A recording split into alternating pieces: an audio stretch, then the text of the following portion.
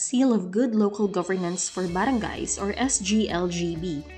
A progressive organization called the Seal of Good Local Governance for Barangays or SGLGB is a system of evaluation that highlights the exceptional performance of barangays in many governance areas, prioritizing honesty and success in the quest for significant local autonomy and growth.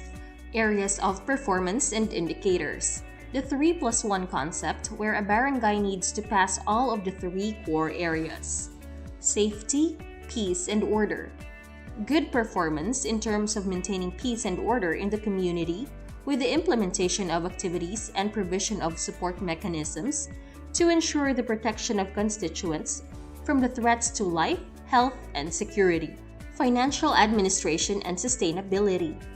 Outstanding practice of accountability and transparency by adhering with accounting and auditing standards and compliance with the Barangay Full Disclosure Policy or BFDP.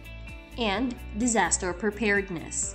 Proactive stance before, during, and after disaster through actions such as development and/or implementation of appropriate program and plans on disaster risk reduction and management, building the competencies of concerned personnel, and ensuring operational readiness with the availability of equipage, supplies, and other resources intended for early warning and/or response.